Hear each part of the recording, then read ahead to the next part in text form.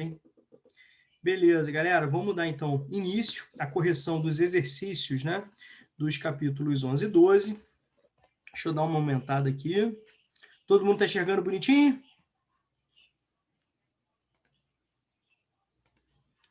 Estão vendo aí, visualizando direitinho, meus amores? Sim. Show de bola. Então vamos que vamos aí. Vamos lá. Com base no que você estudou, explique ao verbo de comando explicar como a distribuição das redes de transporte e comunicação influencia na distribuição das atividades econômicas. Então, como que a distribuição dos transportes e comunicação, bacana, das conexões aí de transporte e comunicação, influencia na distribuição das atividades econômicas, né? Atividades ligadas aos setores da economia, o primário, o secundário e o terciário. Tá legal? Então vamos lá, vamos Eu lembro fazer... até hoje desse vídeo. Oi? Eu lembro até hoje desse vídeo. Pô, que bom, que bom. O exercício também tem essa função, né? Para a gente revisar, para a gente relembrar alguns pontos, para a gente aprofundar. Não, mas é que eu lembro do seu vídeo, acho que eu estou ficando com vídeos mais longos. Gabriel, não sei se você está falando longe do microfone e tal, que está muito baixinho para a Titi. O Titi está meio surdinho também, né? Vê se melhorou. Ah, melhorou. Melhorou. Pode falar de novo, filho. Por gentileza. Eu lembro até hoje desse vídeo, provavelmente porque foi um dos seus vídeos mais longos, se não o mais longo. Tinha 42 minutos, eu acho. Beleza. Então vamos lá devagarzinho? Só vou fazer um parêntese aqui, né? Uma análise histórica. O que acontece, gente? Ao longo, né, do processo de construção do espaço geográfico brasileiro, isso, né, a partir da chegada do dominador, do colonizador português, a gente vai perceber que as redes, né, de transportes elas vão seguir as diretrizes econômicas, as necessidades econômicas, né, do produto principal ou da atividade econômica principal, e ao mesmo tempo vão facilitá-la ou mesmo influenciar, né, que outras atividades possam acontecer. Como assim, Rômulo? Quando a gente fala, por exemplo, sobre, sei lá, as áreas, né, de fornecimento de drogas do sertão, cara, era assim, utilizavam-se, né, para essas mercadorias, os rios, né, como forma de transportar essas mercadorias do sertão, do interior, até o local, né, nos portos que seriam, né, esses produtos seriam exportados, né? Quando a gente pega, por exemplo, sobre a questão, né, do momento ali do ouro brasileiro, a exploração começa ali no final do século XVII, né? O ápice aí se dá nas primeiras décadas, na primeira metade do século XVIII no Brasil, e um dos motivos, né, da transferência da capital de Salvador para o Rio de Janeiro foi também ter um local mais curto, né, dessa movimentação entre ouro, da produção até o escoamento portuário, facilitando, inclusive, a fiscalização, né, tentando minimizar aí o contrabando, o desvio e por aí vai. Tá legal? Depois nós temos a questão do café, a necessidade aí de você, né, avançar com as ferrovias que representavam o moderno naquele momento, ligando as áreas produtoras de café às áreas, né, portuárias. A gente pode perceber na nossa cidade a presença da ferrovia, né? A gente consegue ter essa realidade dentro do nosso município aqui de Nova Friburgo, né? A ferrovia para facilitar principalmente o escoamento de café, obviamente que facilitava também a troca de mercadorias variadas, a chegada, a saída, né, de produtos, também vai facilitar o deslocamento das pessoas, certo? Beleza. O fato é que até os anos 30, o Brasil apresentava-se da forma de ilhas econômicas, né? Ou seja, territórios, né, economicamente não conectados de uma forma, né, estrutural, né? Então você tinha aí, né, regiões isoladas economicamente. O próprio modelo urbano industrial iniciado com Vargas faz com que o Brasil precise criar, né, desenvolver bases, entre elas transporte. Então era preciso integrar essas regiões, áreas de produção, áreas, né, de mercados, áreas de fornecedores de matérias-primas, certo? inclusive com as áreas portuárias. Então, começa essa política de integração regional, que perpassa, obviamente, pelo avanço, né, das redes de transporte e comunicação. Pegando, né, a questão dos transportes, a prioridade dada ao rodoviarismo, né, que são problemáticas que nós sofremos até hoje, do ponto de vista, né, social, econômico, ambiental. Lembrem-se, né, que o transporte rodoviário ele é caro, né, quando comparado ao hidroviário, quando comparado ao ferroviário, ainda mais levando em consideração as características, né, do território brasileiro, que é gigante, aí, o quinto país de maior extensão do mundo, né? Certo? Então, voltando aqui para a questão, está perguntando o seguinte, né? Explique a relação entre as redes de transporte e comunicação e a distribuição das redes econômicas. Isso que a gente precisa entender, né? Que as redes de transporte e comunicação, elas integram as várias porções do espaço geográfico, né? Elas facilitam a circulação de pessoas, de mercadorias, né? Vão facilitando todo esse dinamismo aí de chegada. Meio de transporte. Oi? É por isso que os nomes são meios de transporte. São formas de transporte, né? São modais de transporte. Então, facilitando a chegada, a saída de mercadorias variadas, né? Áreas de produção, áreas de escoamento. Dentro dessa lógica da fábrica global, a gente vai perceber a fragmentação produtiva. Então, etapas, né, da produção são feitas em locais diferentes, em territórios diferentes, certo? E quando a gente fala das redes de comunicação, a gente está falando justamente das trocas de informação, né? Então, no início da aula, a gente está falando da questão dos Correios, né? Brincando dos Correios, essa instituição tão importante. Quando a gente fala de comunicação, algumas décadas atrás, a gente pensava em carta. Eu não sei se vocês já escreveram cartas, eu escrevia carta, né? Eu me comunicava com amigos, né? Com pessoas através de cartas. Hoje, né, nós temos as chamadas infovias. A gente tem troca praticamente instantânea aí, de informações. Antes do primeiro ano, eu não sei se os outros professores aqui, mas no primeiro ano e um pouco antes também. Gabriel, fala um pouquinho mais alto, filho. Por favor. Tinha uns exercícios algumas vezes para escrever carta quando a gente estava estudando sobre o gênero em português. Show.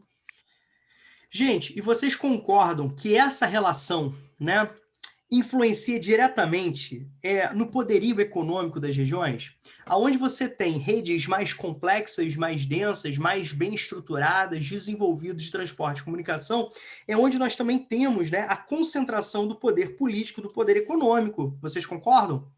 E, consequentemente, essas tomadas de decisão, elas influenciam a totalidade dos territórios, ou pelo menos, né, essa é a tendência. Tá bom? Certo? Tranquilo? Então, isso aqui vai favorecer a questão do poder político, do poder econômico, né? Da influência. Então, vou botar aqui, ó, poder maior, né? Poder, maior influência. Show? Tranquilo? Sim. Tudo bem, gente? Então, vocês precisam destacar a importância dos transportes, né? Trocas de mercadorias, trocas, né? Mercadorias variadas. Quando a gente fala de mercadorias, são aqueles produtos destinados à questão, né, do mercado, ou seja, tem valor de troca, tem valor econômico, né, entre pessoas, entre empresas e pessoas, entre empresas, né, entre instituições e também de pessoas, tá? Aqui, quando a gente fala de comunicação, a gente está falando sobre informação, certo? Beleza? Alguma dúvida aí, galera? Não. Tá? Então, enquanto isso, né, foi importante aí para a construção, para a modificação, para a ampliação do espaço geográfico brasileiro. Tá legal? Então, vamos para 2. Já fizemos aqui a 1, vou botar uma observação aqui que a 1 já foi. Vamos lá para 2, tá? Durante o governo do presidente Juscelino Kubitschek, né, nós tivemos avanços significativos dessa integração territorial. Algo que começa com Vargas, né? Algo que começa com Vargas e avança, né, para outros territórios. A gente pode perceber que a transferência, né, da capital brasileira do Rio de Janeiro para Brasília, que é um dos símbolos, né, do governo Juscelino Kubitschek, também tinha esse objetivo de integrar, né, as várias regiões brasileiras. Lembre-se do posicionamento, né, de Brasília aí, no Centro-Oeste, integrando, né, as variadas regiões brasileiras. Tranquilo? Então, vamos lá. Durante muito tempo, as regiões norte e centro-oeste estiveram relativamente isoladas, né? Quando a gente fala isolada, a gente está se referindo também à questão da infraestrutura de transporte e comunicação das demais regiões do Brasil, em virtude da ausência de rodovias que estabelecessem ligações entre elas. Então, lembre-se também do conceito de ilhas econômicas, né?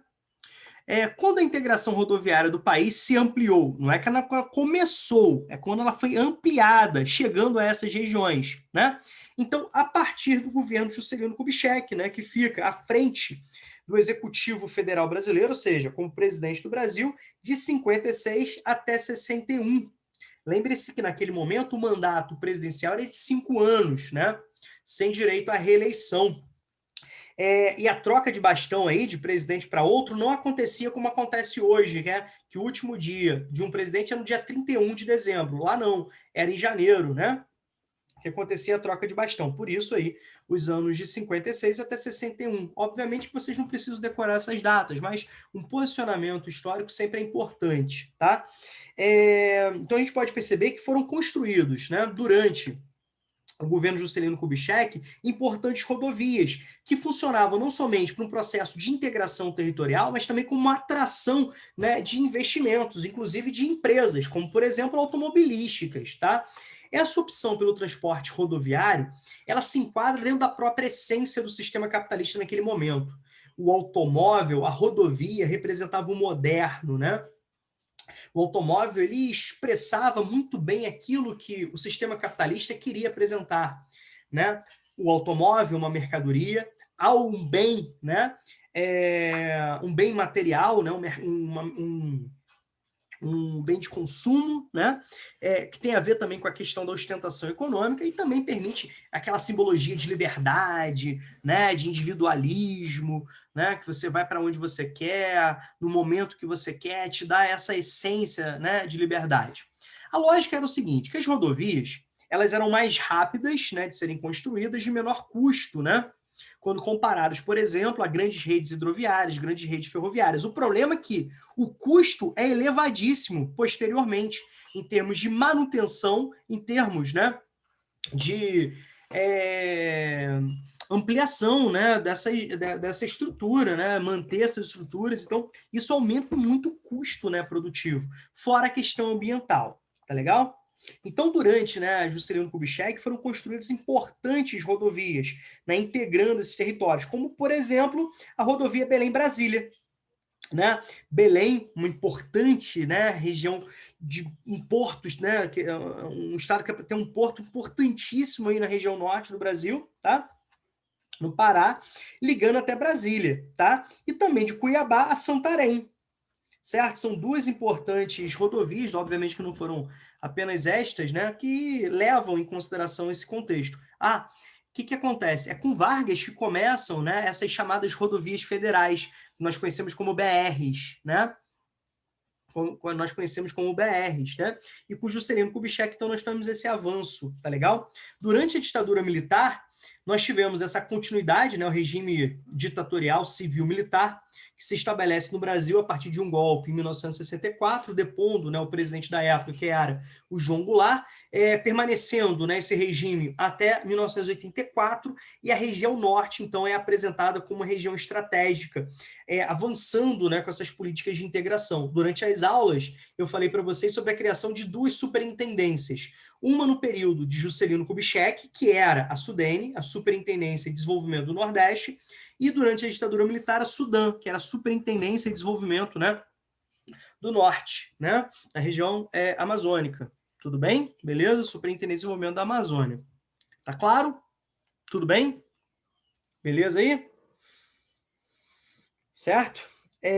Então, nessa questão aqui, eu acho que a gente não pode esquecer nunca também sobre a questão de Brasília, né? A gente não pode esquecer nunca sobre a questão de Brasília, que buscava, né, com essa mudança de capital, integrar as várias regiões, né, brasileiras, aumentando o dinamismo, né, econômico da região, certo? Fora isso, a gente vai estudar posteriormente a questão, né, da incorporação de novas terras, atividades econômicas ligadas também ao setor primário, né, um forte dinamismo, né, comercial. A gente tem aquela falsa ideia, né, quando a gente fala do Centro-Oeste, a gente pensa, né, em commodities, a gente pensa, né, em pecuária extensiva, a gente pensa, né, em cultivo de grãos, no caso a soja, com destaque, beleza, tudo tranquilo, mas o grande volume, né, de imigrantes que se direcionam para o Centro-Oeste, eles são inseridos, eles são absorvidos pelo setor terciário, não é pelo setor primário.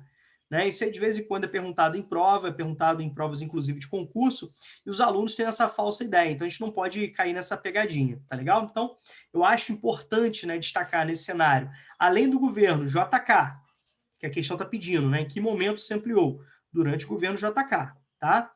Para a questão de posicionamento aí, 1956, tá? Até 61, nós tivemos, né, a construção de Brasília, nós tivemos importantes rodovias, então o avanço aí do rodoviarismo. Beleza? Ih, rapaz, espera aí, deixa eu melhorar isso aqui que ficou estranho, espera aí. Ih, caramba, espera aí. O rodoviarismo. Beleza? Aí, como exemplo, que eu citei para vocês, anotem aí, por favor, né? Duas rodovias de extrema importância, que é a rodovia Belém-Brasília, BB, tá? E de Cuiabá a Santarém. Tá legal? Então, aumentando aí o dinamismo econômico, tá? O forte, né? Aumentando aí a integração. Ó, vou botar abreviado, tá? Aumentando o dinamismo econômico. Botar, ó, não pode abreviar não, hein? Eu que tô abreviando em cada espaço, hein? Aumentando o dinamismo econômico. Beleza? Avançando com a política de integração regional do Brasil. Beleza? Tudo tranquilo, gente?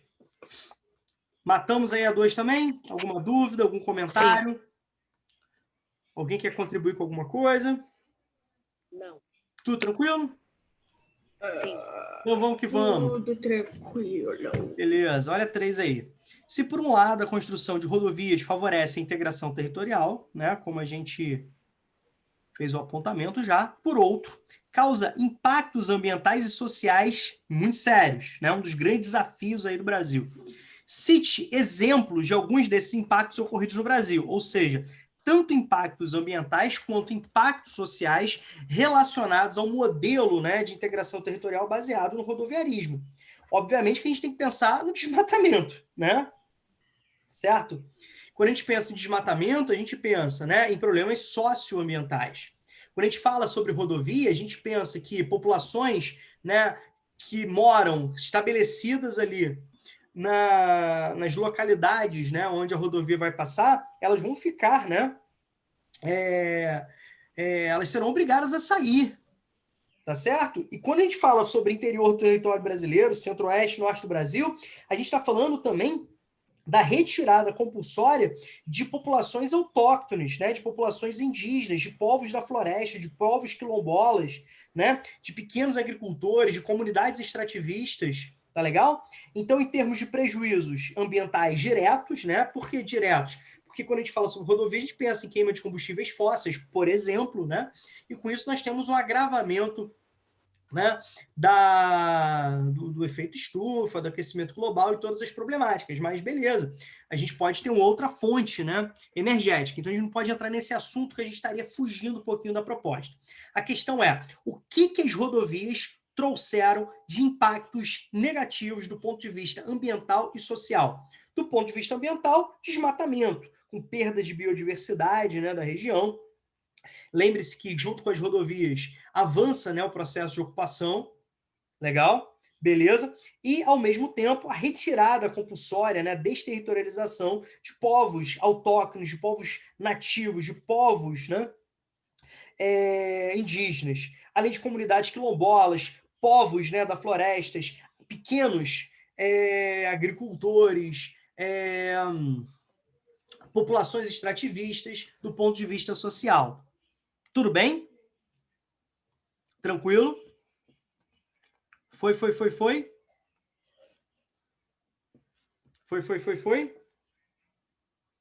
Alguma dúvida? Alguma contribuição? Não. Então vamos lá para 4. Pode-se afirmar que o Brasil, a predominância do modal rodoviário no transporte de cargas em relação a outras modalidades de transporte? Não começa, né, questão com 5 não. Tá legal? Mas a pergunta é afirmativa. Tá legal? Sim, né?